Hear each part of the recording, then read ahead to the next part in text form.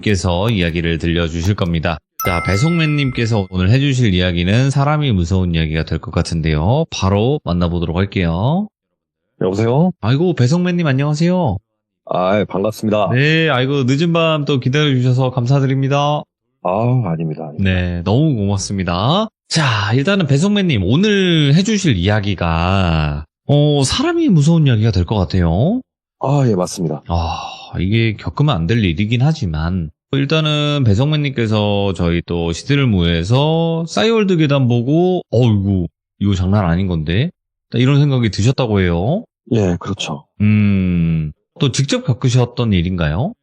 이게 원래는 제가 이 이야기로 이제 돌비님 방송에 데뷔를 하려고 했던 게 아닌데, 네. 다른 이야기를 준비를 하고 있었는데, 이제 이야기를 정리하면서 돌비님 방송을 듣던 도중에, 이게 김효님께서 하신 한 괴담 이야기를 듣고, 이거 내가 겪었던 일인데, 그리고 전반부가 판박이도 소름이 엄청 돋더라고요. 그래서 일단은 다른 거 다 제쳐두고, 뭐 결말도 다르고 그런 게 있기 때문에 이걸 먼저 준비를 해왔습니다. 그러니까 안 되겠다. 나는 준비한 게 분명히 있었지만 이걸로 시작을 하고 가야겠다. 이런 왜냐하면 생각이. 제가 다른 얘기를 하다가 이 얘기를 하게 되면 어차피 다 플로가 내게 돼 있어요. 네. 그리고 다 이제 유출을 하실 것 같아서 시작하자마자 그래서 이 얘기를 먼저 준비했습니다. 알겠습니다. 자, 그러면 도대체 어떤 이야기일지는 들어봐야 알 것 같습니다. 바로 출발을 해보도록 할게요. 렛츠가! 히드십니다. 전설의 배송맨이에요.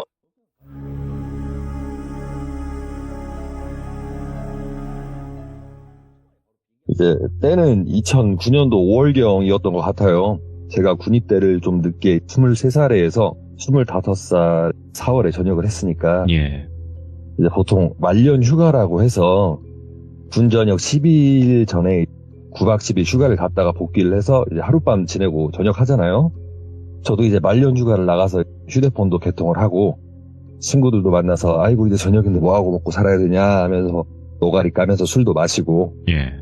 군입대 전에 했었던 게임 들어가서 이제 게임하는 길드원들 잘 있나 인사도 하고 이제 또 싸이월드 들어가서 뭐 업데이트 된 거 있나 내가 아는 누구누구는 잘들 지내나 방명록 온 게 있나 싶어서 뒤적뒤적 거리다가 처음 보는 여성에게 방명록이 와 있더라고요. 이제 정확한 내용은 기억은 안 나는데 뭐 스타일이 제 스타일이다 연락하고 지냈으면 한다 라는 식으로 왔는데 모든 군인들이 그런 건 아니지만 뭐 제 경우에도 이제 군입대 전 여자친구랑 일병 4, 5개 할 때쯤 이렇게 헤어지게 됐고 보통 군복 입고 밖에 여성분들 지나가면 우아우아 하던 시절이 있었잖아요. 그래서 저도 웬 모르는 여자가 뜬금없이 방송록이지? 하고 그분 이름 타고 이제 홈피를 들어가 봤는데 사진을 봤더니 이게 엄청 아름다우시더라고요. 어이구. 얼굴부터 시작해서 뭐 네. 그냥 종합적으로 진짜 와 100%다. 그래서 와 이거 로또다 이거 하늘이 내가 군생활 잘했다고 포상을 이런 식으로 주는구나. 이거는 사단장도 못 이기는 포상이다 이러면서 막 기뻐서 날뛰어가지고 그분 방명록에도 이제 글을 적었어요. 예. 근데 이제 제가 아무리 말년 휴가 중이라고는 하지만 군인 신분이잖아요. 네. 전역이 뭐 10일 남았건 하루가 남았건 200일이 남았건 뭐 엊그제 이제 입대를 했건 남들 입장에서는 똑같은 군인이거든요. 네. 그러니까 전역하고 만나려면 아무래도 이제 스타일 좀 내야 되고 군대 때도 벗겨야 되는데 하면서 거울 봤더니 뭐 검정색 침팬치 한 마리가 서 있더라고요. 이제 미자원 가서 머리도 그때 당시 이제 전역을 한다고 제가 이제 도망 다니면서 길렀었는데 예. 이제 막상 스타일을 내볼라 하니까 모이칸이라고 해서 왜 이제 닭머리 비슷하게 그때 당시는 좀 유행을 했었는데 그 머리밖에 없겠더라고요. 네. 그 머리도 하고 군입대 전에 이제 피어싱 자리도 한 8mm, 10mm 제가 뚫었었던 게 있었는데 그것도 이제 덜 함으로써 그 자리에 피어싱도 하고 어찌어찌 해서 전역하고 약속을 잡아서 만나게 됐어요. 만났는데 이제 진짜 사진에서 본 거랑 똑같이 이쁘장 하시고 말도 잘하고 쓱싹한 성격도 좋아갖고 금방 친해졌고 이러저러 이제 이야기 나누던 도중에 갑자기 뭐 하는 일이 어떻게 되냐 어디 사냐 이런 식으로 호구조사를 하시더라고요. 예. 그래서 저는 제가 이제 막 전역을 했잖아요. 그래서 아직 하는 일 없고 운전한 지 얼마 안 돼서 구하는 중이다 라고 이야기를 했는데 이제 그분 한다는 말이 자기는 여행 대행사에서 홍보부 쪽에 있대요. 근데 이번에 이제 뭐 제주도 가서 사진 촬영 및 이제 홍보 자료 가져와야 되는데 혼자 가서는 안 되고 사람이 필요하다. 근데 이게 이제 가까운 거리가 아니고 출장 느낌이다 보니까 일당도 세고 2박 3일 일정인데 시간 되면 같이 갈래? 이러더라고요. 이야, 진짜 비슷하다, 김현님이랑. 네. 저는 이제 뭐 태어난 건 일단 서울이지만 예. 제주도에서 4살부터 19살 때까지 살다가 수도권에 와서 자취를 하던 도중에 가족들도 이제 다 같이 올라와서 생활을 하는 케이스거든요. 예. 이제 그러다가 군대를 갔던 거고, 근데 당연히 이제 제주도에 학창 시절 친구들도 많고, 제 입장에서는 뭐 여자랑 제주도 놀러 가고 친구들도 있으니까 이거 일석이조네? 이러면서 이제 숨도 안 쉬고 바로 수락을 했습니다. 예. 그리고 이제 날짜도 뭐 이틀 뒤였다, 3일 뒤였다 그랬을 거예요. 시간 약속 잡고 티켓팅하고 들뜬 기분으로 이제 공항을 만나서 제주도를 가게 됐고, 숙박업소라고 하긴 애매하고 이게 펜션이라고 하기에도 좀 애매한 곳에 낮 2시쯤 도착했어요. 네. 이제 뭐 공항 도착하니까 데리러 온 사람들도 있었고 이제 그분 차 타고 이동을 했는데 도착하니까 방키를 주고 이제 근데 제가 아무래도 이제 학창 시절을 보냈는데 이 동네 내가 한 번, 두 번 돌아다닌 동네도 아닌데 이런 데가 있었다고?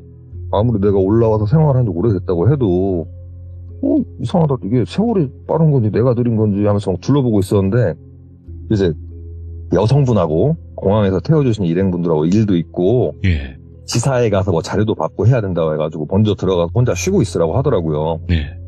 근데 뭐 짐이랄 것도 없고 이제 가방 하나 딸랑 들고 방 안에 들어와 보니까 오래된 침대 하나, 협탁 하나, 그리고 뭐 작은 냉장고랑 10년도 더 보이는 TV에 모텔인가? 라는 생각이 들더라고요. 예. 밖에 나가보니까 간판도 없던데. 뭐 이제 어찌됐든 혼자 있으니까 심심하잖아요. 바로 친구들한테 연락을 했죠. 야, A야, 뭐하냐? 이렇게 물어봤더니, 응? 나 일하죠. 어쩐 일이요? 제가 이제, 나 제주도 왔지. 이러길래, A가, 누구랑? 혼자? 뭐 그렇게 됐고, 네, 저녁에 술이나 한잔 하자. 예. 그러길래 친구가, 너 어딘데? 이렇게 물어보더라고요. 그래서 정확한 동네는 제가 얘기하기 좀 그렇고, 나 여기 그 중앙 쪽 동네 이렇게 얘기를 했어요. 그랬더니 친구가 그래 호텔이요? 그래서 아니 여기 모텔. 그 친구가 거기 모텔이 있다고? 이게 지금이나 뭐 펜션 모텔 호텔 엄청 많지만 그때까지만 해도 어디에 뭐가 있다 하면 그 동네 사람들은 거기 간판에 뭐 개미 몇 마리 있는 것까지도 다 알고 그러잖아요. 예. 그래서 거기 있다고? 뭐 있나 보지. 알았다. 이따 저녁에 어디서 보자. B랑 C도 부를 테니까 몇 시까지 거기로 와. 이렇게 하더라고요. 그래서 저는 이제 친구들 만날 생각을 일단 뒷생각을 하지도 않고 네. 어차피 저녁에 나가는 거니까 뭐 조금 쉬다가 시간 맞춰서 나갔어요. 그때 당시에 뭐 카카오 택시 뭐 이런 건 있지도 않았고 보면 보통 이 전화기 옆에 이제 콜택시 번호하고 옛날엔 그렇게 있었잖아요. 명함 있고 막 이런 식으로. 네, 그렇죠. 그래서 전화기랑 이제 콜택시 회사 보러 찾는데 보이지 않더라고요. 그래갖고 어차피 뭐 아는 동네니까 걸어서 좀 나가면 있겠지 싶어서 밖으로 쭉 걸어 나가서 보이는 택시 타고 약속 장소에 갔어요. 네. 예, 출발 전쯤에 신화에서 이제 여성분한테 전화를 했더니 자기는 이제 자료 이제 조사랑 준비 끝났고 이따 밤쯤 갈 것 같으니까 같이 밥 먹자 좀 기다려 이러더라고요. 그래서 저는 오케이 일단 밤에 전화하면 요 앞에 있다고 하고 들어가면 되겠고 일단은 친구들이랑 술이나 빨자 하고 친구를 만나서 오랜만에 이 얘기 저 얘기 하면서 술을 마셨어요. 네. 근데 저도 그때 당시 철이 없었던 게 적당히 먹고 들어갈 생각을 했었어야 됐는데 오랜만에 술을 먹고 친구들 만나니까 시간이 카트라이더 부스터 쓰는 것 마냥 순식간에 훅 가버리게 되고 저도 술 오르고 친구들이랑 왁자지껄하게 떠들면서 놀고 있는데 이제 맞은편 앉았더니 C라는 친구가 야야 아까부터 전화 계속 온다 받아 이러더라고요. 예. 그래서 이제 저는 요 술 먹는 시간까지는 내가 누구랑 제주도를 어떻게 왔냐 이런 생각을 아예 잊은 채 핸드폰을 무심코 딱 봤는데 이제 그 여자한테 전화가 왔더라고요. 그래서 뭐됐다 하면서 딱 전화를 받으려는데 끊어주고 확인해 보니까 굳은 통화가 40여 통이 와 있더라고요. 그래도 하는 찰나에 바로 전화가 다시 오길래 받았는데 이게 비명에 가까운 거의 고성으로 어디야 이러더라고요. 그래서 내가 그게 아니라 이야기를 하려는데 이게 엄청 씩씩대는 목소리로 너 어디야 지금 전화는 왜 안 받아? 라고 하는데 그 전까지 제가 이제 얘기를 했던 같이 나눴던 그 목소리가 아니라 그 목소리가 진짜 얼마나 안 칼지고 무서운가. 먹었던 술이 확 깨버릴 정도더라고요. 그래서 아니, 내가 제주도에 좀 살았었는데, 이게 친구들이 여기 있어서, 라고 하는, 네. 또, 친구들이 어딨어! 막 소리를 지르고. 이게 누가 들으면 내가 혼자 줄 싶겠네 싶어갖고, 일단 알았으니까 진정하고, 나 먼 데 있는 것도 아니고 금방 간다. 나 바로 갈게. 이러고 전화 끊고 나서 이제 친구들한테 상황 설명을 했어요. 나 이래 해서 지금 가봐야 한다. 라고 했더니, 그 친구 ABC 중 A가, 이 친구가 이제 결혼하고 애기 낳자마자 집에서 계속 있어갖고 저 때문에 오랜만에 진짜 밖을 나와서 술을 먹는 거였거든요. 그래갖고 나 몇 년을 그러다가 지금 오랜만에 너 때문에 나왔는데 네가 지금 나를 버리고 간다는 게 말이 되냐? 이러면서 이제 엄청 궁성대더라고요. 그래갖고 저도 일단 상황이 상황이다 보니까 그럼 먹고 있어라. 나 가서 그럼 누구 좀 데리고 올게. 이런 식으로 좀 이렇게 좀 철없게 앞 상황만 이제 막아놓고 다리를 떴어요. 이제 B라는 친구랑 같이 이제 택시 타는 곳까지 와가지고 담배 하나 피고 출발을 했습니다. 인사를 하고. 네. 택시를 타는데 제가 어디라고 정확히 설명을 못 하잖아요. 거기 상호가 있는 것도 아니었고. 그렇죠. 그래서 그 중앙 거기 쪽으로 가면은 모텔이 있는데 하면서 이제 어디 쪽 이렇게 설명을 해줬어요. 그래서 택시기사님이 어디쯤인 줄 알겠는데 그쪽에 모텔 이러시더라고요. 그래갖고 어디 쪽 이렇게 가시면 된다 얘기하고 택시 타고 이동을 했고 이제 뭐 이동하는 도중에 그 여자분한테 또 전화 와갖고 얼마나 걸리냐, 왜 안 오냐, 또 쿠사리 먹고, 이제, A, B, C 친구들한테도 전화 와갖고, 네. 일이 이렇게 저렇게 됐다, 미안하다, 이제 통화를 하면서 도착할 때쯤 됐는데, 택시기사님이, 저기에요? 이러더라고요. 그래갖고 제가, 다 왔네요. 네, 저쪽, 한데 이제, 거기가 주차 공간이랄 게 따로 없었고, 그 입구가 차 2대 딱 쓰면은 막히거나 건물 들어가는 계단이 딱 보일 정도밖에 안 돼 있었는데, 거기 차 2대가 서 있더라고요. 우리나라 사람들이 애용하는 그 봉고차 있잖아요. 그 색깔. 2대가 이렇게 나란히 서 있길래 저기 세워주세요 하려다가 어차피 골목 앞이니까 담배 피면서 들어가기 요 앞에 세워주세요 하고 이제 택시비 드리고 내려가 담배 하나 피면서 골목 그 입구 쪽으로 슬 걸어가는데 승합차 2대가 있었다고 했잖아요. 근데 승합차 한 대 쪽에서는 담배 연기가 무슨 불난 것 마냥 이렇게 보일 정도로 연기가 확 나고 있고 뭐 태우는 중인가? 이게 싶을 정도로 보이고, 이게 한쪽에서는 낮은 목소리로 남자 여럿이서 얘기하는 소리가 들더라고요. 그리고 이제 제가 있던 방에는 또 불이 켜져 있고, 나머지는 싹 꺼져 있고. 근데 이게 느낌이, 내가 저 사이로 들어가서 계단을 올라가야 되는데, 나 저 사이로 가면 뭐 되지 싶은데, 이거 아닌 것 같은데, 이거 들어가면 안 될 것 같은데, 이러고 머릿속에서는 이게 벨이 이제, 프르르 하고 진짜 울리더라고요. 그런 사이에 이게, 그 승합차 2대 사이에서 사람 얼굴이 보이고 그 사람이랑 눈이 마주쳤는데 그 순간 이제 저도 모르게 경악을 하면서 뒤로 돌아서 냈다 튀었어요. 택시 있는 쪽으로 다시 튀고 있는데 이게 택시 기사님이 저랑 계산하고 가신 줄 알았는데 그 자리에 서 계시더라고요, 택시가. 그래서 제가 택시 쪽으로 뛰면서 아저씨 택시 아저씨 이러니까 응? 어느 타 이러더라고요.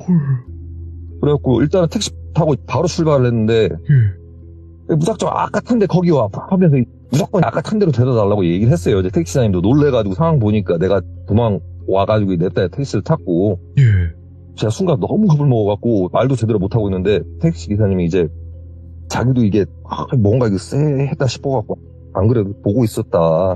근데 아니나 다를까 아저씨가 튀어나오더라 이러더라고요. 그래갖고 상황이 어떻게 됐든 간에 일단 저는 그곳에 들어가면 안 된다고 싶은 생각이 너무 들어갖고 친구들한테 전화를 했어요.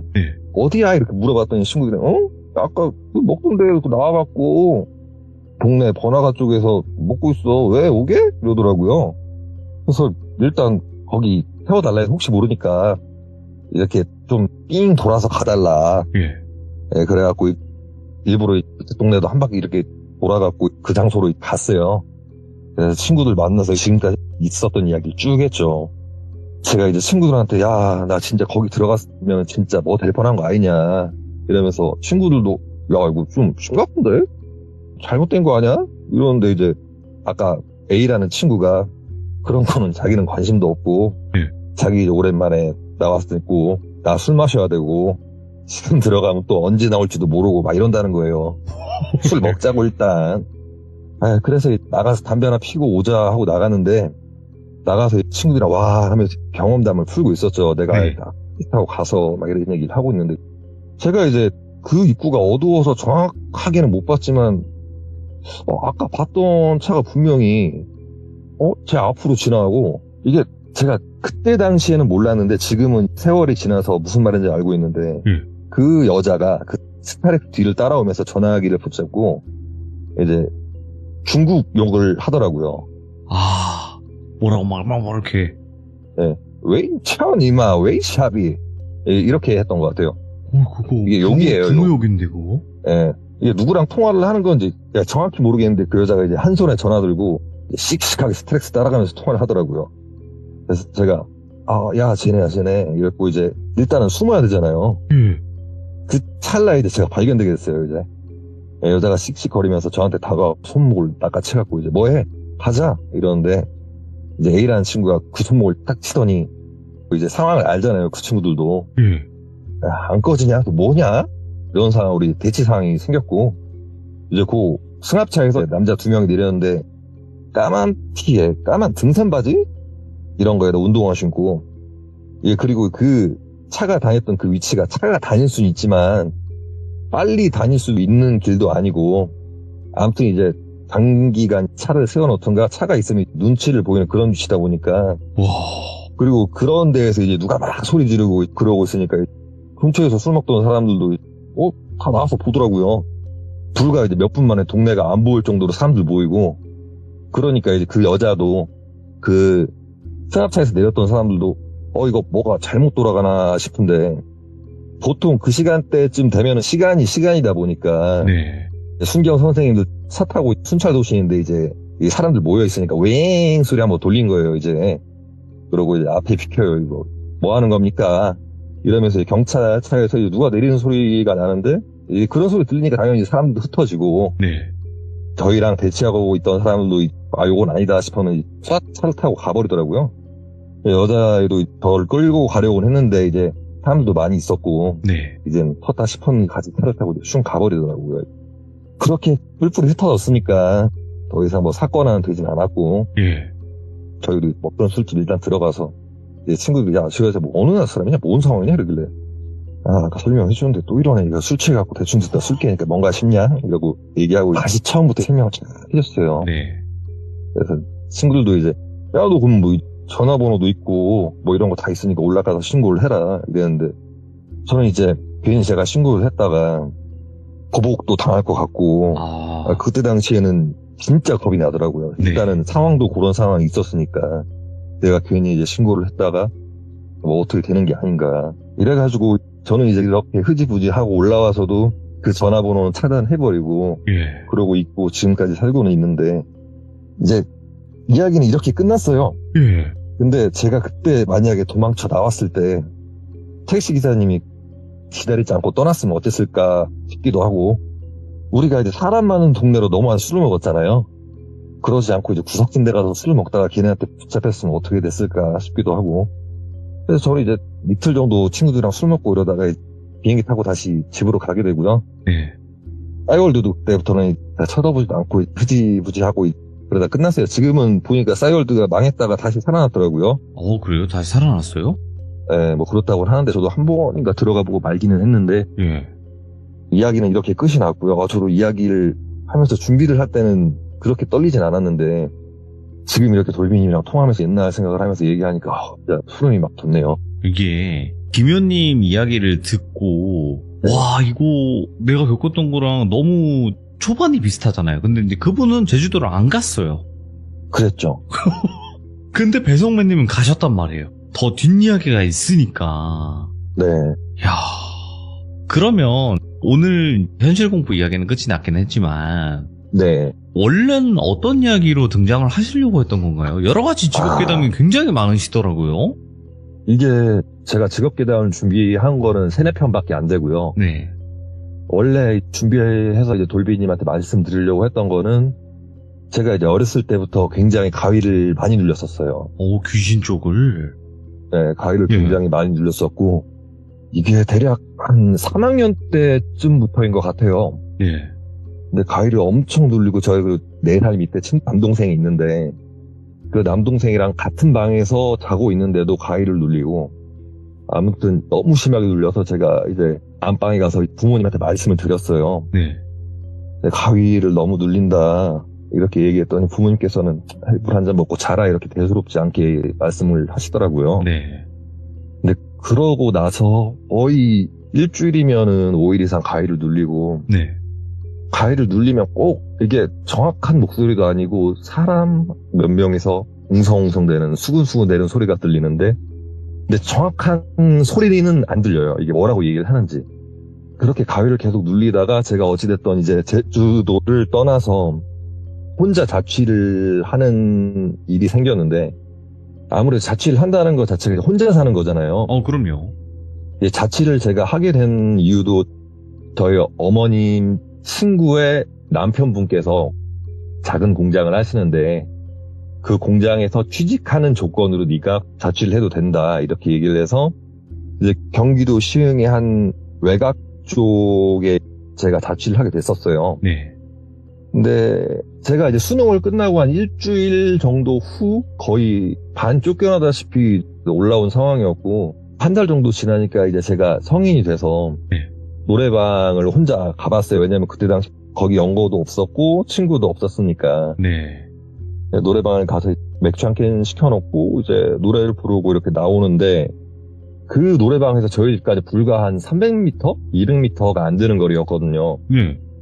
중간 지점 거리쯤 가니까 스냅백을 쓰고 키는 160이 채 안 돼 보이고 그냥 뚱뚱했어요. 딱 그냥 배너하고 키 작고 뚱뚱하고. 근데 짧은 머리에 스냅백을 쓰고 뿔테 안경을 썼는데 마치 왜 어린아이가 신기한 거를 보면 이게 눈 크게 뜨면서 옆으로 고개를 갸우뚱하면서 쳐다보는 걸 있잖아요. 예.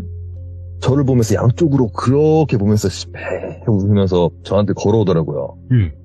그래서 저는 이제 갓 20살이 된 얼마 전까지 고등학교 3학년이었고 많이도 안 먹었지만 맥주도 먹었겠다. 전투력이 확 오르잖아요. 그래서 뭐야 당신 뭔데? 이러고 가까이 가서 대치를 했어요.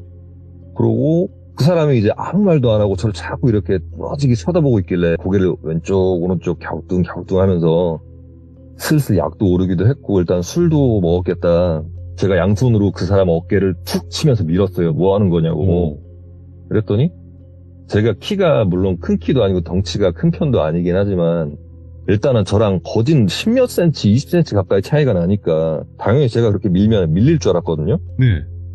제 손목, 팔꿈치, 어깨까지 아플 정도로 이게 저한테 오히려 충격이 있더라고요. 그래서 이러고 순간 이게 소름 돋고 이게 너무 겁이 나서 근데 그런다고 이제 남자들 둘이 있는데 겁난다고 티를 내면 안 되잖아요. 물론 이제 폭력이 정당화돼서는 안 되지만 저도 모르게 주먹으로 그 친구 얼굴 후려쳤어요.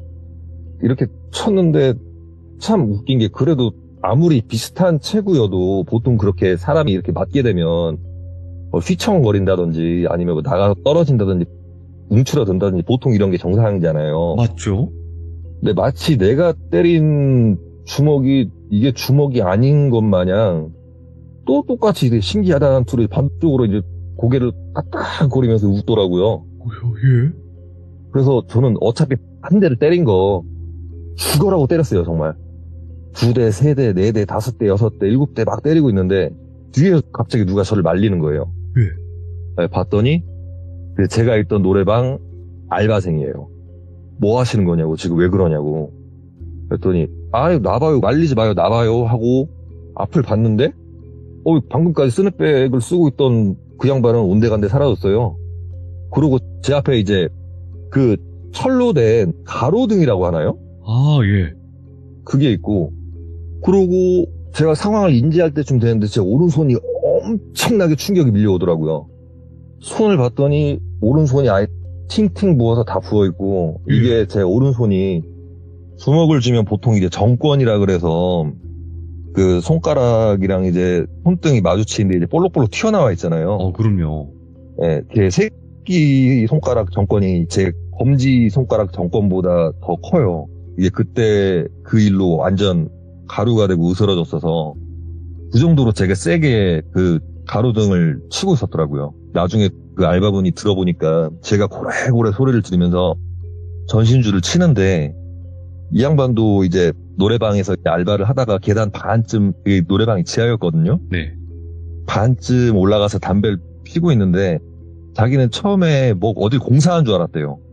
그 정도로 제가 엄청 풀스윙으로 전신주를 거의 10대 넘게 이렇게 치고 있었던 거예요. 탕탕 소리가 나니까. 그렇죠. 그러고 이제 이렇게 말려지고 저는 이러다가 일단은 집에 가야 되겠으니까 그때 당시에는 내가 술을 먹어서 그런가 이렇게 하고 이제 일단 알겠으니까 저 갈게요 이러고 바로 그 근처 200m도 안 되는 거리에 제 자취방으로 올라갔어요. 네. 자취방으로 올라가서 이제 모르겠다 뭐 이런 일도 있네 이러고 자고 있나서 내일 병원에 가든가 하자 뭐 어떻게 하든가 하자 이러고 누웠고 그날 제가 잠을 들다가 가위를 눌렸거든요. 그 녀석이 저를 누르고 있더라고요. 스냅백? 네. 예. 그렇게 제 이야기가 시작이 됩니다. 이 이야기로 원래 시작을 해서 이렇게 쭉 가려고 했던 거고. 이 스냅백이 그냥 잠깐 나온 그런 수준이 아닌가 보네요? 네, 거진 한 10년 정도 저랑 인연이 있네요. 스냅백을 썼다는 것도 좀 놀랍긴 한데, 귀신이라면. 네. 이야. 아니, 그러면 잠깐만. 일단은 술을 드셔서 그냥 착각을 해서 그렇게 마주쳤던 게 아니라는 거네요, 그러면? 이게 먹어봐야 제가 캔백주 2캔이었어요. 왜냐면 제가 소주는 아직도 먹으라면은 4병, 5병 이렇게 먹는데, 아직도 제가 맥주는 많이 못 마셔요. 예. 그리고 그때 당시에 노래방이, 지금은 모르겠지만 그때 당시에는 캔맥주 이렇게 파는 게 전부였으니까, 노래방에서 소주는 안 팔잖아요? 그렇죠. 못 팔죠. 네. 네, 그래서 맥주를 먹었던 거고, 제가 아마 2캔도 다 먹지 않았었어요. 예. 그랬었던 거고.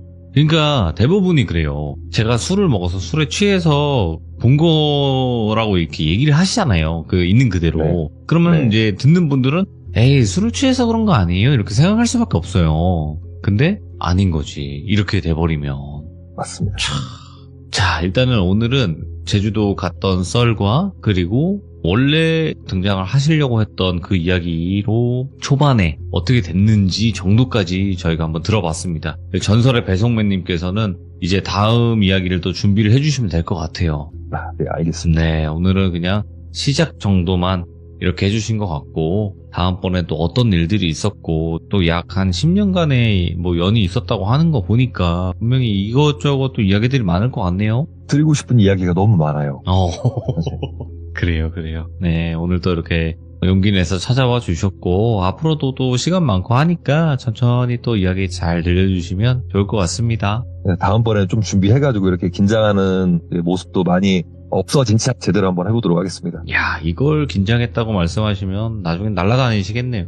예. 아이고, 감사드리고요. 앞으로 지금처럼만 해주시면 됩니다. 감사합니다. 감사합니다. 네. 이분 말씀 재미나게 하시네요. 일단 여러 가지 일들이 있습니다. 하실 이야기들은 너무나 많고 저에게도 말씀을 해주셨거든요. 카톡으로도 하실 이야기가 많이 있으시다고. 그래서 앞으로도 또 기대가 되는 참여자분이 아니신가 이렇게 생각을 합니다. 시청해주신 모든 분들 감사드리고요. 항상 사람 조심, 귀신 조심 하시길 바라겠습니다. 감사합니다. 이번 이야기는 시청자 책벌레님께서 찾아오셨습니다. 일단 책벌레님께서 해주실 이야기가 오늘 살짝 무거운 이야기가 될 것 같아요. 도대체 어떤 이야기인지는 같이 확인을 해보도록 하겠습니다. 여보세요? 책벌레님 안녕하세요. 네, 안녕하세요. 아이고, 오늘도 이렇게 찾아와 주셔서 너무너무 감사드리고, 책을 네. 굉장히 많이 좋아하시나 봐요? 네, 아무래도 책을 많이 봐야 되는 직업을 가지고 있어가지고. 굉장히 힘든 직업이군요. 네.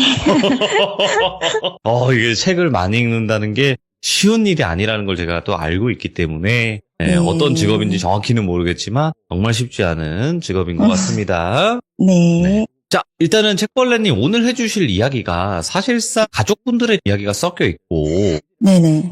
이게 가벼운 무서운 이야기 이런 개념이 아니라 살짝 좀 무겁죠? 제가 생각하기에도. 네, 맞아요.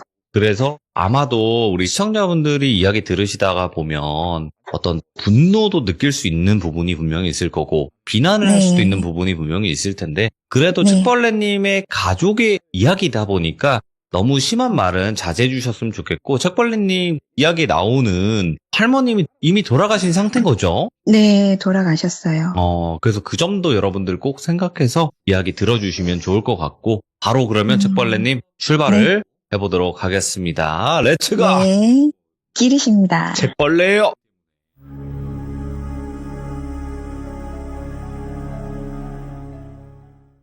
바로 얘기를 해보도록 할게요. 할머니 얘기를 해주셨는데 사실은 저희 할머니께서 말년에 치매에 걸리신 채로 거의 10년을 살다가 돌아가셨었는데 굉장히 좋은 분이셨어요. 네. 저희 엄마만 보면 손을 잡고 미안하다 미안하다 항상 이렇게 말씀을 하셨었거든요. 아이고, 예. 그런데 치매에 걸리기 전에는 정말 무시무시한 할머니셨어요, 사실. 아, 예. 제가 봤을 때는 모든 이야기의 시작은 뭐냐면 저희 할머니가 좀 무섭고 저희 엄마는 큰며느리시거든요.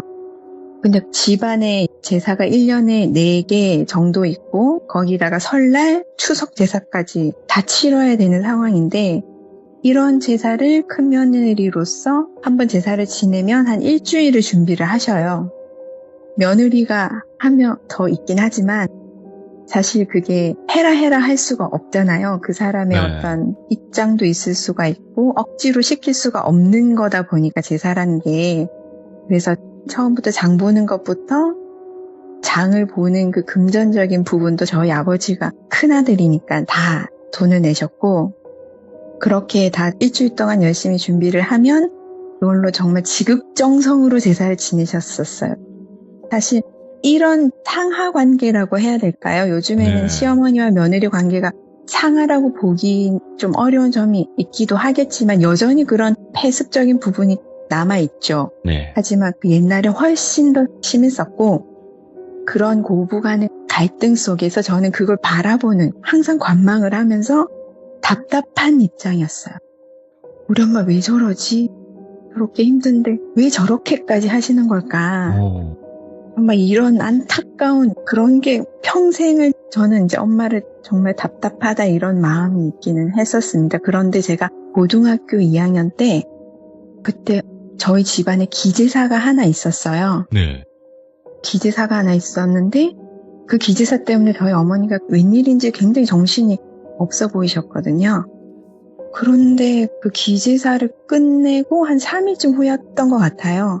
3일쯤 후에 제가 침대에서 누워서 잠을 자고 있는데 제 방 침대에 누워있으면 책상이랑 의자가 보여요. 예. 근데 가위에 눌렸는데 그때는 가위인가 보다라고 생각을 했었는데 그냥 저는 자다가 눈을 떴는데 의자가 갑자기 빠지는 거예요. 스르륵. 소리가 나지 않고 바퀴니까. 예? 근데 제 의자는 약간 바퀴가 빡빡했기 때문에 항상 뺄 때마다 삐걱 소리가 항상 났었는데 그날 밤은 의자가 그냥 쓱 하고 빠지는 거예요. 그래서 제가 빠지는 걸 보고 저게 고장이 났나? 이러면서 일어서려고 하는 순간에 갑자기 빈 허공에서 어떤 여자분이 따라락 나와서 그 의자에 앉으시는 거예요. 그래서 저는 이게 대체 무슨 일인지 않는 어떤 충격과 함께 그러니까 허공에서 어떤 사람이 나온 거잖아요. 말이 안 되는 상황이죠. 그래서 제가 저 사람이 어떻게 이렇게 나올 수가 있는 거지? 허공에 사람이 나올 수 있나? 막 이런 생각을 굉장히 복잡한 생각을 하고 있었어요. 마음속으로. 근데 제 눈에는 그냥 사람처럼 보였어요. 그냥 사람이에요. 근데 그분의 특징적인 점이 뭐냐면 얼굴이 굉장히 하얗고 앞머리가 이렇게 딱 눈썹 위에까지 있으셨고 그 다음에 약간 일본 인형처럼 90도로 머리를 딱딱딱 자르셨는데 어깨 밑 한 10cm 정도까지 머리카락이 내려와 있으셨고 눈이 굉장히 크고 쌍꺼풀도 진한데 눈이랑 귀 사이에 점이 있었어요. 점? 꽤 컸나요? 왼쪽. 네, 컸어요. 한 새끼 손톱 정도? 그래서 제가 그거를 보자마자 저 여자 누구지? 점이 있네? 이러는데 어떤 느낌이었냐면 그분의 얼굴 자체가 제 영혼에 때려 박는 그런 느낌으로 그분의 얼굴의 생김이 저의 영혼에 각인이 됐어요. 그날 밤. 이야, 예.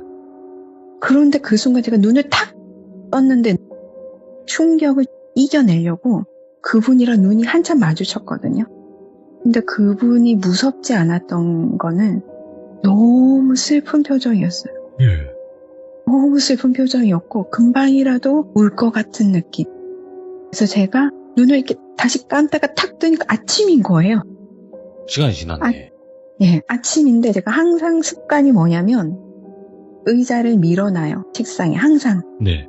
저희 어머니가 굉장히 깊은 불교 신자이시기 때문에 항상 그런 미신적인 부분에 있어서도 조심하시는 게 있으세요. 의자는 네. 자기 전에 항상 밀어놔. 어릴 때부터 그 얘기를 하도 듣고 자라서 습관이에요, 습관. 자기 전에 딱 방을 체크할 때 습관이거든요. 그런데 그 의자가 나와 있는 거예요. 저를 향해서. 그래서 제가 손이 떨리는 거예요. 내가 어제 본 게 진짜일 수도 있겠다. 그런데 이제 저는 약간 성격이 충격을 받아도 제 삶의 자아가 좀 강해서 항상 안정적인 자아가 하나 있어요. 제 마음속에. 네. 그래서 괜찮아 이렇게 하면 금방 안정이 되는 편이거든요. 그래서 그렇게 스스로 다독이면서 밥을 먹는데 그날 제가 말을 하지 않을 수가 없겠더라고요. 네. 항상 그런 이상한 꿈을 너무너무 생생하게 꾸면 저희 어머니한테 항상 말씀드리거든요. 그래서 엄마 나 어제 꿈을 꿨어. 그러면서 그 여자의 생김새를 굉장히 자세하게 말씀을 드렸어요. 그러니까 어머니가 갑자기 손가락을 탁 놓더니 달려고 갑자기 막 뒤지면서 어머머머 어떡하냐. 아이고 이걸 깜빡했네. 이러면 안 되는데. 하면서 막 거의 울먹이시는 거예요. 그래서 제가 엄마 왜? 무슨 일인데? 이러니까 너무 당황하시면서 안 되겠다. 일단 나 절에 갔다 올게. 이렇게 하시면서 절에 갔다 오시고 절에 갔다 오시자마자 제가 너무 궁금해서 엄마를 잡았어요. 그리고 소파에 앉아놓고 물어봤어요. 그러니까 엄마가 처음에는 말을 못 하시는 거예요. 그래서 이제 녹차를 타줬죠. 녹차를 타주면서 진정시키고 그러면서 제가 돌아가신 작은 엄마 얘기를 듣게 된 거예요. 거기서. 그런데 문제는 전 작은 엄마가 있어요. 돌아가신 작은 엄마라고 하는데 저희 아버지 밑에는 남동생 한 분밖에 없고 예? 작은 엄마가 이미 있고 그 집은 아들 하나 딸 하나 이렇게 있어요. 그래서 저는 돌아가셨다고? 작은 엄마가? 아니 작은 엄마 있잖아. 이러니까 아니야. 원래 그 삼촌 돌아가신 전처가 있었어. 아. 그러시더라고요. 그래서 제가 그러면 엄마는 어떻게 아냐고. 이 작은 엄마인지 그러니까 점 있었다며. 근데 그때 제가 당황해가지고 점이 어느 위치인지 말씀 안 드렸거든요. 네. 근데 그 점이 눈이랑 귀 사이 딱 중간에 있지 않았냐고. 손톱만한 점 아니냐. 그렇게 말씀하시는 거예요. 그래서 제가 소름이 쫙 끼치는 거예요. 안 믿을 수가 없다, 이거. 네, 그래서 엄마 어떻게 알았냐 이러니까 나는 그분을 보지 못했다. 그분을 보지 못했지만 사진을 보셨대요.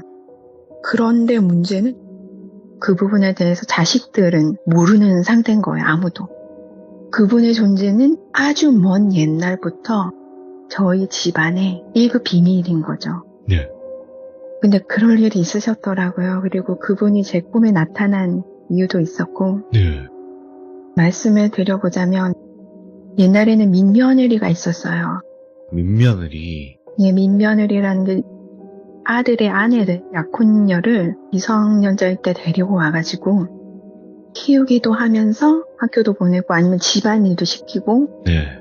다 크면 결혼을 시키는 거예요. 아들이랑. 네. 근데 문제는 이 민며느리가 일찍 돌아가셨던 거예요. 근데 아이 때 죽은 게 아니에요.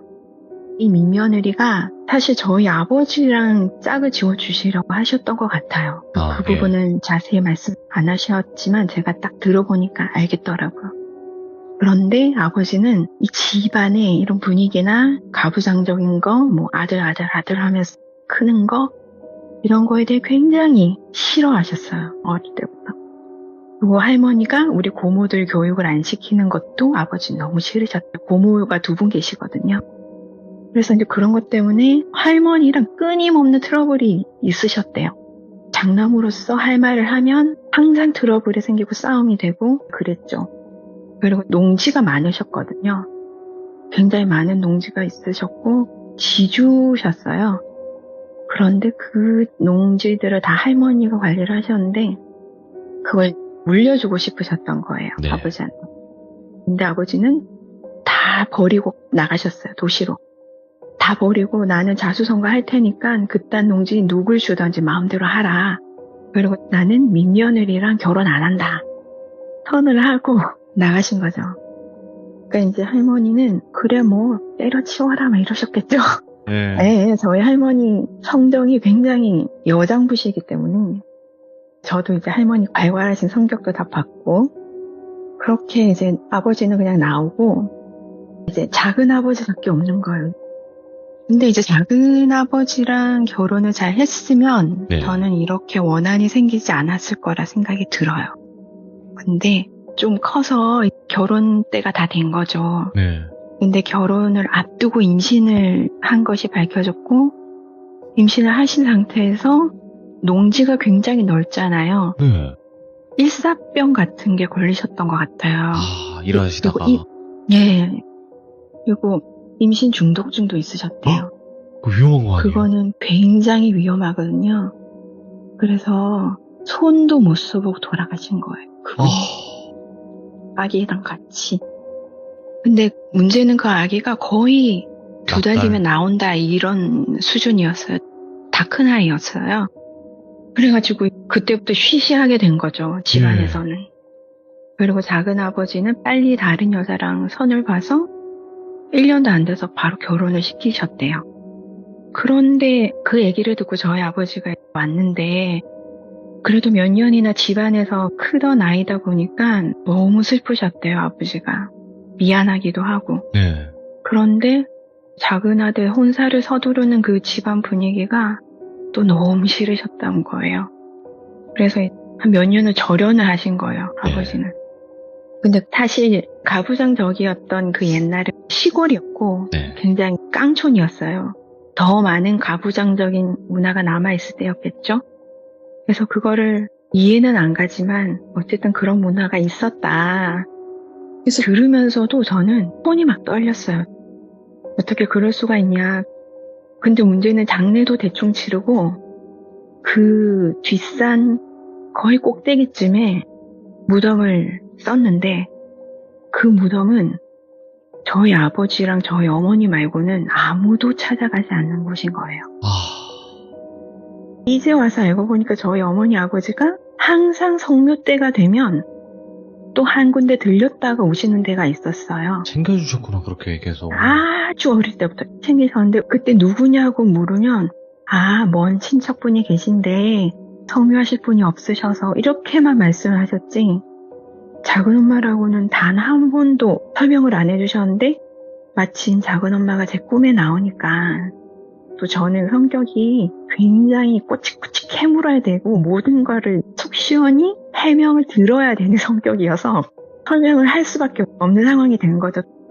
그래서 이제 이야기를 듣다 보니까 제가 그랬죠. 혹시 그때 엄마 성묘 가시는 거 먼 친척이라는 거 작은 엄마시냐고 그렇게 물어보니까 맞다고 그때 대답 들은 거였죠, 제가. 그런데 이제 그렇게 저희 엄마가 신혼 초에 점이 있는 여자가 꿈에 나와서 괴롭히셨대요. 이 작은 엄마가. 예. 그래서 엄마가 불교 신자시니까 매일 절에 다니시거든요. 매일매일 절에 가서 막 1000배씩 하셨대요. 너무 답답해서. 결혼하자마자 뭐 이성은 처음 보는 여자가 나와서 그러니까 하루 1000배씩을 하셨는데 그 절에 상주하시던 어떤 보살님이 그분은 약간 신기가 있으셨는지 모르겠는데 한마디도 사람들이랑 말을 안 섞는 분이셨대요. 그분이 갑자기 와서 엄마 팔을 탁 잡고는 혹시 집안에 누구 죽은 사람 있냐고 온기가 있고 뭔가 있는데 어떤 여자가 보이네? 애기 엄마 옆에 있네? 새댁 옆에 있네? 막 이런 식으로 말을 했다는 거예요. 그래서 엄마가 내가 이 집에 시집을 왔으니까 이 시댁의 문제인가 보다. 그래가지고 아빠한테 아예 그냥 말을 해버린 거예요. 눈이랑 귀 사이에 새끼 손톱만한 점이 있는 여자가 나오는데 누구냐? 이렇게 그냥 단도직입적으로 탁 물으셨대요. 예. 그러니까 아빠가 너무 놀라시면서 충격을 받으시면서 목소리를 막 떨면서 이 이야기의 전말을 다 설명을 해주시고 그때 어머니가 할머니한테 들었다. 아, 들었는데 큰 며느리 내가 알아야 되지 않겠냐 하니까 할머니도 전화상으로 다 말씀을 하신 거예요. 예. 아, 이랬다 저랬다 뭐 네가 신경 쓸 거 없다 했는데 어머니는 제사는 지냈냐 이러니까 우리 식구도 아닌데 제사를 왜 지내냐고 이렇게 된 거예요. 근데 그것 때문에 할머니랑 한 달 동안 엄마랑 트러블이 엄청나게 있으셨다가 엄마가 지셨어요. 아무래도 그 할머니가 정정하게 살아계신 와중에 제사 주제도 거의 할머니 집에서 하다 보니까 그래서 엄마가 작은 엄마의 기일이 되면 항상 절에다가 뭔가를 올리고 막 이렇게 했었는데 그 해에 빠진 거예요. 깜빡하고 기제사에 정신이 없어서. 그래서 고2 때 제 꿈에 작은 엄마가 나오신 거죠. 그렇게 해서 이 모든 스토리가 이렇게 됐구나 라고 제가 알게 됐고 네. 그때부터 저희 어머니가 매년 저희를 데리고 가셨어요. 아셨으니까. 작은 엄마 무덤에. 그래서 제가 이제 무덤에 갈 때마다 마음이 너무 좀 슬프다고 해야 되나? 네. 그 무덤이 비석이 있는 것도 아니고 그냥 무덤이에요. 봉분만 이렇게 있고 가서 이제 잡초 뽑고 음식 해놓고 술 따라 드려라 이러면 술 해가지고 막 이렇게 뿌리고 항상 저는 작은 엄마 편히쉬세요 이렇게 기도를 했거든요. 네. 그래가지고 이제 그렇게 시간이 흘러요. 그런 식으로. 고2 때부터 이제 저희 오빠가 3살이 많으니까 3살 터울인 오빠랑 같이 작은 엄마 무덤도 챙기면서 이렇게 시간이 이렇게 흐르는데 제사에 대해서 사실 저희 어머니가 저희 집만 종교가 있습니다, 사실. 네. 작은 아버지라든지 부모 두 분이라든지 할머니 이런 데는 종교가 없으세요. 그래서 이제 이렇게 나이를 먹는데 사실 저희 어머니는 불교를 믿는다고 굉장히 핍박을 받으신 분이세요. 그런 거 왜 믿냐, 부처가 뭐 밥 먹여주냐 이런 식으로 이게 순화를 하자면 이렇게 말씀하신 거고 저희 아버지도 무신론자셨지만 어머니를 만나면서 불교의 기일을 하면서 굉장히 독실하셨어요. 당연히 저희는 모태신앙인 거죠. 불교 모태신앙. 어머니 뱃속에서부터 어머니가 관음기도를 하셨기 때문에 네. 그렇게 항상 저는 너는 관음 모태신앙이라고 말씀을 하면서 태초에 인식이 있을 때부터 저는 그 얘기 들으면서 컸거든요. 그런데 제 입장에서는 불교를 믿는 엄마가 막 이렇게 구박을 받는 게 이해는 안 됐죠. 어렸을 때. 그런 종교적인 트러블과 귀한 큰아들, 저희 아버지가 전문직이시거든요. 고시를 합격하셔가지고. 그래서 그런 큰아들을 큰며느리가 차지한다는 인식이 좀 있으셨던 것 같아요. 아시다시피 저희 아버지가 할머니에게 아주 잘했다면 이런 말씀도 안 하셨겠지만 아버지는 아시다시피 요구사항을 내팽겨치고 나가신 분이시다 보니까 아무래도 그 미움이 큰아들에게는 가지 않고 어머니에게 온 것 같아요. 제가 봤을 때는. 그런데 이제 저희 집은 잘 풀렸어요. 사실상. 네. 저희 어머니는 제사에도 굉장히 지극정성을 들이셨고 그리고 아버지가 제가 한 7살 되던 해에 고시 합격을 하셨는데 저도 한 20년 뒤에 고시 합격을 해요. 고시 합격을 하는데 이때 저희 작은 엄마가 꿈에 나옵니다. 이때 작은 엄마가 또 꿈에 나오시는데 제가 뒤늦게 26살쯤부터 저는 원하던 분야 고시 준비를 시작했거든요. 예. 신림동에서 고시 준비를 하면서 이제 매일 108배를 했어요. 저도 불교다 보니까 공부를 마치고 오면 독서실에서 오면 씻고 제 기도 책상이 있어요. 안진뱅이 책상 작은 거. 네. 거기 이제 천수경을 읽고 108배를 하거든요. 관음정근도 하고 또 공부도 하고 물레방아처럼 이렇게 계속 반복만 해서 그러던 중에 갑자기 꿈에 얼굴에 점이 있는 작은 엄마가 나오시는 거예요. 꽤 시간이 지났는데. 네, 근데 이 꿈은 너무 생생했어요. 근데 고2 때 봤을 때는 검은 원피스였거든요, 작은 엄마가. 근데 이번에는 흰색 원피스를 입으신 거예요. 근데 양쪽 팔을 허수아비도 아니고 강시도 아니고 한 45도 정도로 이렇게 앞으로 딱 내민 상태인데 팔을 못 굽히시더라고요. 그래서 팔을 되게 아파하세요, 꿈에서. 팔이 이렇게 약간 꺾여가지고 너무 아프고 불편해 보이고 좀 낑낑거리시더라고요. 그리고 그 작은 엄마 옆에는 남자애가 있었어요. 남자애가. 그래서 제가 딱 느낌이 얘가 내 사촌이겠다. 이러면서 제가 너구나 이러면서 머리를 쓰다듬었어요. 예. 근데 그 쓰다듬을 때 그 머리카락 한 올 한 올의 그 느낌이 아직도 저는 생생하거든요. 그리고 걔는 또 사탕도 빨고 있었고 너무너무 귀여웠어요, 애기가. 그래서 제가 한참 이뻐하다가 작은 엄마 팔이 왜 이래요? 팔 아파요? 이러니까 아 괜찮아. 나 형님 괴롭혀서 그렇다고. 형님이 우리 엄마잖아요. 그러니까 신혼초에 괴롭힌 것 때문에 그렇다는 식으로 말씀하시더라고요. 그래서 너네 엄마한테도 미안하고 너한테도 미안해 이러면서 나도 평범하게 신랑이랑 행복하게 살고 싶었는데 미안하다고. 근데 나 이제 내 아들이랑 진짜 하늘나라 갈 거야 이렇게 말씀하시는 거예요. 예. 그래가지고 자, 잠깐 쉬어도 돼요. 괜찮아요.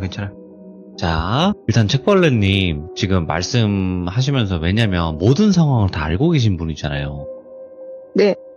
그 스토리를 다 알고 계시고 얼마나 힘드셨을까. 그리고 또 거기 나온 사촌 아들까지 같이 나왔잖아요. 이거는. 네. 네, 그러니까 이게 그때 당시 생각이 나면서 복받쳐 올릴 수밖에 없어요. 당연히. 네. 너무 슬펐어요. 사실. 그럼요. 예. 그래서 하늘로 이렇게 올라가는 걸 보고 손을 흔드는데 그러면서 이제 울면서 깼거든요. 네. 근데 이상한 게 마지막에 네. 작은 엄마가 무슨 말씀을 하셨거든요. 너 거기서 나가야 돼. 어? 너 거기서 나가야 돼. 이 말을 5번은 했어요. 그래서 그 목소리가 귀에 쨍쨍 울렸어요. 예. 정말. 그래서 작은 엄마 울면서 탁 깨면서 거기서 나가야 돼. 이게 딱 마음에 박혔어요. 네. 사실 제가 그 신림동에 있던 그 원룸이 반지하였거든요. 네. 그 주인도 좀 이상했던 게 항상 창문 틈으로 저를 훔쳐보곤 했어요. 그 와. 집주인이. 예. 되게 무섭죠. 하지만 저는 아까 말씀드렸듯이 제3의 저희 자아가 괜찮아. 넌 미친 또라이야. 이러면서 빨리 창문 닫아. 긍정적이게. 예. 창문을 큰 소리로 닫자. 이러면 엄청 세게 창문도 쾅 닫고는 했어요. 저는. 그런 식으로 퇴마를 하곤 했는데 변태를. 근데 이제 작은 엄마가 이 집을 나가야 된다는 말이 왠지 다른 의미 같은 거예요. 왜냐하면 제가 작은 엄마 꿈을 꾸기 며칠 전에 꿈속에서 기도를 하고 있었는데 염주 2알이 깨지는 꿈을 꿨거든요. 불길하네. 예. 네. 근데 그 다음날 아침에 일어나 보니까 저 멀리 구석에 치워놨던 기도 책상이 있다고 그랬잖아요. 거기 염주 2개가 깨져 있었어요. 완전히 산산조각이 나 있었어요. 예. 이거는 누가 내려치지 않고는 깨질 수 없는 정도로. 그래가지고 그 염주도 생각나고 이 방에 문제가 있구나. 근데 또 이상했던 거는 그 방이 저는 그때 단발이었는데 길이가 엄청 긴 머리카락으로 배수구가 항상 막혔어요. 이게 있을 수가 없는 일이잖아요. 그래서 제가 항상 주인 아저씨한테 그 얘기를 했었거든요. 이게 물리적으로 있을 수 있는 일이야. 누가 와서 머리 감은 거 아니냐고 막 엄청 따졌었거든요, 제가. 근데 이 아저씨가 뭔가 머뭇거리는 듯 하면서 속 시원히 말은 안 하고 그런 건 아닐 건데 이런 식으로 넘어가곤 했어요. 이 집 이상하다 생각하고 또 그 집에 들어가고 저는 약간 충동이 생겼었어요, 그때. 산책을 하다가 갑자기 죽으면 편하겠다 이런 생각을 제가 하는데 그게 제가 생각을 하는 게 아니라 마음속에서 그냥 둥실 떠오르는 거예요. 풍선을 물속에 가라앉혔다가 탁 손을 놓으면 풍선이 위로 펑 튀어오르잖아요. 그런 식으로 그 아이디어가 죽고 싶어? 죽으면 편하겠네? 이런 아이디어가 폭 떠오르는 거예요. 이사하고 나서부터. 예. 그래서 이제 작은 엄마 꿈꾸고 나서 제가 딱 논리적인 추론을 해본 결과 이 집에 어떤 여자가 살고 있다는 게 틀림없다는 생각이 드는 거예요. 그러면서 확신이 생겼어요. 왜냐하면 제가 그런 생각의 조각을 막 맞추고 있을 때 온몸에 소름이 돋았어요. 네. 그래서 소름 돋은 팔다리가 아플 정도였어요. 그리고 그 소름이 거의 1시간을 가도 안 부서지는 거예요. 그러니까 약간 너 알았구나? 약간 이런 느낌이 드는 거예요. 그래서 네. 아, 내가 안다는 걸 이 존재도 눈치를 챘구나. 작은 엄마가 나타나고 나서 3일 후쯤부터 제가 그때부터 몸이 미친 듯이 아프고 열이 막 38도를 넘어가는 거예요.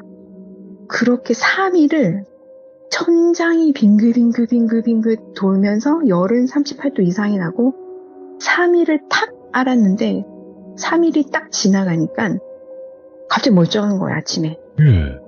그래서 배는 고프고 거의 쫄쫄 굶었었거든요. 왜냐하면 먹으면 다 토하니까. 이게 무슨 일이지? 이러는데 친구가 카톡이 와 있어요. 책벌레야, 너 2차 접수했지? 그때 저 1차 합격하고 2차 준비생이었거든요. 아, 예. 1차를 3월달에 합격을 하면 동차를 칠 수 있어요, 2차를. 그리고 한 번 더 기회가 있어요. 동차인 2차가 떨어지면 바로 내년 2차를 1차 치지 않고 바로 볼 수가 있거든요. 오. 1차를 합격하면 그 해에 2차, 그 내년에 2차를 볼 수 있는 거예요. 그런데 동차인 2차는 그냥 칠 수 있지만 해가 넘어간 2차는 3일 동안 접수를 해야 되는 거예요. 근데 그 3일을 제가 아팠던 거예요. 그래서 접수에 접자도 생각이 나지 않았어요, 저는. 3일 아픈 동안. 그래서 제가 달력을 미친 듯이 보니까 접수일 마지막이 어제인 거예요. 그래서 저는 너무 그거에 충격을 받았고 펑펑 울었어요, 정말. 진짜 미친 듯이 내가 합격할 수 있었는데 이러면서 진짜 펑펑 울고, 근데 이상한 점이 뭐였냐면 3일 동안 제가 똑같은 가위를 눌렸는데 비틀비틀하면서 제가 일어나지 못하고 일어서려고 하면 쓰러지고 뭔가 물을 마시면 물도 다 토하는 그 상황에서 몸이 거의 축 늘어진 상황에서 밤새도록 어떤 여자가 깔깔깔깔깔 하면서 해가 뜰 때까지 정말 계속. 3일 내내. 그래서 제가 정말 그때가 되니까 와, 진짜 죽는 게 편하겠다는 생각이, 저의 정말 독자적인 생각이 떠오를 정도로. 근데 그 마지막 날에는 그 깔깔깔깔 소리가 고막이 터질 정도인 거예요. 그 방에 그 여자가 있어요, 분명히. 그 작은 여자가 방 한쪽 구석에 서가지고 보이진 않지만 그 소리가 거기서, 왜냐하면 거기서 소리가 깔깔거리는 소리가 들렸거든요. 오, 소름 끼친다. 그 자리에서만. 예. 그러니까 예를 들면 방 저쪽 구석에서 돌비 이러면 소리가 난 쪽을 보잖아요. 예? 그러니까 딱 그 어떤 특정 구석에 서가지고 하는데 이게 미친 듯이 큰 소리로 고막이 찢어질 정도의 크게 밤새도록 아침 7시까지. 와. 그러니까 마지막 날에는 그 수준으로 해서 제가 거의 피를 토할 정도였어요. 저는 태어나서 그런 경험이 처음이었거든요. 근데 접수 못했다는 거를 딱 알고, 아, 접수를 못하게 하려고 그랬구나. 이러면서 그 다음날 그 카톡 보고 달력 확인하고 주저앉아가지고 막 눈물을 흘리면서 엄마한테 전화를 했죠. 네. 작은 엄마 꿈 얘기도 하고, 작은 엄마가 여기서 나가라고 했는데 이러면서 막 울었어요. 네. 그러니까 엄마가 이제 바로 오셔가지고 그 방을 바로 뺐죠. 빼고 다른 지역으로 갔어요. 다른 지역으로 갔는데 그 집주인이 보증금을 안 주는 거예요. 그래서 제가 뭐라 그랬냐면, 그 방에서 다른 여자 있죠? 소문 낼까요?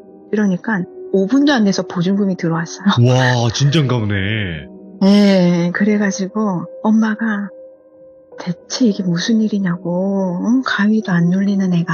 예. 그런 일이 있었는데 그 다음 해에 1차 합격, 2차 합격을 제가 했어요. 한꺼번에. 다행이네요. 정말 다행이네요. 네네. 그러고 나서 이제 시간이 흐르죠. 시간이 흐르고 제가 이제 사법고시였거든요. 네. 사법고시 합격을 하고 변호사가 되고 또 시간이 흘렀는데 갑자기 저희 돌아가신 작은 어머니가 저희 집에는 손을 떼신 것 같더라고요.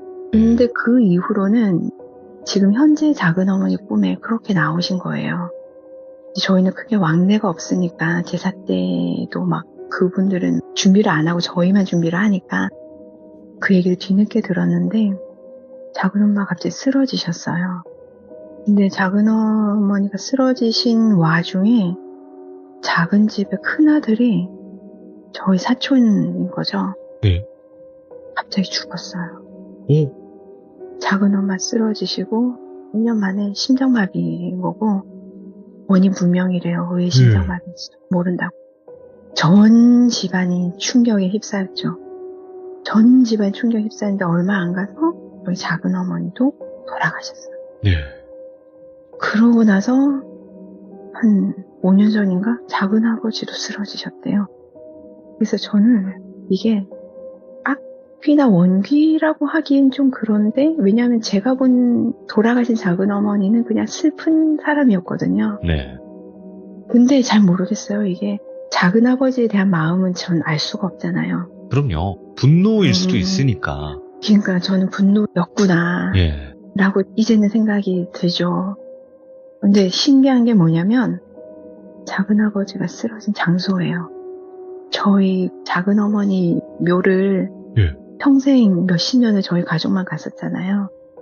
근데 어느 날 작은 아버지가 갑자기 묘에 간다고 죽은 전저 묘에 한번 가야겠다 이러더니 그 묘 도착하자마자 갑자기 쓰러지셨어요. 오. 아무것도 안 했는데 풀도 뽑기도 전에 도착하자마자 여기네 이러고 쓰러지셨어요. 그래가지고 그 산 꼭대기에서 내려온다고 조치가 늦어지신 거예요. 그래가지고 예. 반신불수처럼 되셨죠. 그러니까 이게 저희 오빠도 고시 합격을 했어요. 행정고시를 합격했는데 이 집안이 잘 된 것이 저희 어머니랑 아버지 정성 때문이라고 전 생각을 하고 덕이에요. 예. 네네 그런 것 같아요. 예. 그렇게 생각을 합니다. 이제 어쨌든 사랑하는 저희 돌아가신 작은 어머니는 이렇게 이야기가 마무리돼요. 그리고 이제 짧게 2개 말씀드려도 될까요? 편하게 하세요. 제가 꿈이 잘 맞는 편이에요. 저는 꿈이 좀 잘 맞는 편인데 이게 좀 신기해서 2개를 들고 와봤어요. 하나는 최근 거예요. 오. 하나는 최근 거고 한 3년 전인가? 저희 돌아가신 이모가 꿈에 나온 거예요. 제가 그 이모를 너무 사랑했었기 때문에 이모 하면서 쫓아갔는데 이모가 상을 보여주면서 자기 제사상이래요. 그래서 야 책벌레야 이게 내 제사상이란다 이러면서 이게 뭐니? 이러는데 자세히 보니까 그 제사상의 음식이 제 눈앞에서 썩어가는 거예요. 바삭바삭 이런 소리를 내면서 썩어가요 제사상이. 그래서 제가 너무 놀라서 깼어요. 깨서 바로 어머니한테 전화를 해서 꿈이란 말도 안 하고 저는 다급한 마음에 아니 엄마 아니 왜 이모 제사상에 음식이 이렇게 썩어가지? 썩어있지? 이랬어요. 그러니까 엄마가 10초 동안 말이 없으시더라고요. 아이고 야 너 어떻게 알았니? 이러면서 안 그래도 그저께 이모 제삿날이었는데 내가 너무 조카들한테 참견인가 싶어서 제사 말미에 이모 좋아하는 소주 사들고 제사 잘 끝났나 하고 가봤더니 제사를 못 지낸 거예요. 제사 음식이 업체한테 시켜서 하는데 다 쉰 거예요. 음식이. 하나도 멀쩡한 게 없었대요. 다 쉬어가지고 온 거예요. 그런 적이 한 번 있었고 그래서 제가 이제 매년 우리 이모 제사날 즈음 되면 한 번씩 물어봐요. 이번엔 제사 잘 지내겠지 엄마 이렇게 물어봐요. 좀 걱정돼서. 그리고 최근에 백중이었잖아요. 백중 기도를 올릴 때는 7월 말부터 절에서 백중 기도를 받아요. 근데 그때 저희가 옛날에 키우던 뽀삐가 있었어요. 뽀삐 강아지. 뽀삐를 저희 어머니가 제가 중학교 때 죽은 뽀삐를 항상 백중 때 뽀삐 써가지고 항상 기도를 올렸어요. 절에다가 백중 때 우리 조상님 이름 다 쓰고 뽀삐는 따로 카드를 따로 해서 뽀삐 이래가지고 이제 항상 카드를 평생을 매년 빠지지도 않고 붙이셨는데 뽀삐가 이번 올해 그러니까 한 달도 안 됐어요. 제 꿈에 나타나서 난리를 치는 거예요. 배고프다고. 뽀삐야 너무 좋아가지고 한참 안아주다가 너 배고프구나 배가 이렇게 홀쭉하니 이러면서 제가 딱 보니까 밥그릇이 있어요. 제 손에 2그릇이나 밥그릇이 있네 이러면서 이거 너 먹어라 이러면서 뽀삐 한 그릇 줬는데 순식간에 한 그릇을 다 먹었어요. 그래서 이것도 먹어라 해서 2그릇을 줬거든요. 근데 이 꿈도 너무 생생해서 일어나자마자 엄마한테 아니 엄마 뽀삐가 왜 이렇게 배가 고프지? 이랬거든요. 그러니까 엄마가 갑자기 무릎을 탁 친 소리가 나더니 아이고 내가 올해 뽀삐를 안 올렸네 그러시는 거예요. 이거 신기하게 계속 그러신다. 네, 그런 일이 있어요. 그렇습니다. 그러니까 죄를 좀 안 지내거나 네. 놓쳤던 부분을 책벌레님을 통해서 어머님이 알게 되시네요, 이게. 네, 맞아요. 그래서 신기하다. 엄마한테 항상 말씀을 드려요. 그런 일이 있으면. 이야, 오늘 네. 책벌레님께서 처음에 책을 많이 본다, 직업상. 근데 많이 볼 수밖에 없는 직업이 맞죠, 변호사는. 네, 맞아요. 네, 그래서 오늘 또 여러 가지 이야기들을 들려주셨고, 그 이야기 중에서도 중심이 됐던 건 이제 작은 어머니의 이야기였고, 그 이야기가 사실상 저희가 그냥 단순하게 무섭게 듣기로는 그래도 원한이라든지 아니면 또 힘들었던 과거가 있었잖아요. 네, 그렇다 보니까 꽤나 많이 무거웠던 내용이었던 것 같아요. 그렇죠. 그래도 네. 이렇게 말씀을 좀 드리고 나니까 왠지 모를 홀가분함이 있네요. 안 그래도 이제 저희 시들무 하시는 분들이 홀가분하네요 하실 때마다. 왜 그런지 저건 무슨 모르셨죠? 예. 근데 알 것 같아요. 네. 해보고 나니까 많은 분들이 참여해 주셨으면 좋겠어요. 아이고, 정말. 너무너무 감사드리고. 그리고 일단은 직업이 직업이다 보니까 사실상 네. 귀신도 무섭긴 하지만 귀신보다 무서운 사람들을 많이 만나실 것 같아요. 그럼요. 제가 사실 귀신 얘기도 하나가 더 있어요. 좀 큰 거라서 오늘 말씀 못 드렸고 영가에 대한 이야기가 좀 이거는 진짜 제 생애 넘버원인데 이거 하고 현시공포가 있죠. 그러면 궁금한 게 있어요. 저도 네. 변호사님을 한번 만나 뵌 적이 있거든요. 다른 변호사님을. 네네. 근데 사건을 맡았던 거를 얘기해 줄 수 있겠냐라고 했을 때 쉽지 않은 부분들도 있더라고요. 쉽지가 않아요. 그거는 네. 사실 그 변호사법에 그러니까요. 그 비밀 준수 의무가 있어서 이것을 막 말을 하면 제재가 있어요. 그러니까요. 법률에 제재가 있어요. 그래가지고 저도 제 사건을 막 말씀을 아마 못 드리긴 할 건데 변호사도 사실 사람이다 보니까 네. 살아오면서 겪은 현실 공포가 있죠. 그러면 그런 건 괜찮겠네요. 예를 들어서 네. 어떤 사람을 변호를 맡았는데 반대쪽 사람이 해를 끼치려고 했다던가 막 이런 거는 상관없는 거잖아요. 네, 네, 그런 건 상관없죠. 진짜 사람이 제일 무서운 것 같아요. 정말로. 네, 맞아요. 아이고. 일단은 다음에 또 귀신 이야기도 있으시고 직업괴담으로 해주실 수 있는 부분은 법적인 건 당연히 문제 없는 선에서 해주시면 될 것 같아요. 네네네. 네, 한번 그래서- 고민을 해볼게요. 네, 한 번씩 쭉 들려주시면 좋을 것 같습니다. 오늘도 네. 너무너무 감사드립니다. 고맙습니다. 네, 감사합니다. 네. 자, 여러분들, 책벌레님께서 오늘 해주신 이야기는 굉장히 많이 무거웠던 이야기였어요. 그리고 가족분들이 분명히 많이 엮여있고, 비난을 하실 만한 포인트들이 분명히 있었습니다. 그래도 여러분들 이야기는 이야기로 들어주시고, 아무래도 가족분이 포함이 되어 있는 이야기다 보니까 여러분들도 좀 생각을 하셔서 댓글을 달아주셨으면 좋겠습니다. 또 시대도 시대였고, 또 과거, 또 한참 전의 이야기다 보니까 아무래도 그랬던 점도 있었고 또 여러 가지 일들이 있었어요. 그래서 그 점은 여러분들이 생각을 해서 댓글 꼭 남겨주시면 좋을 것 같습니다. 감사합니다. 고맙습니다.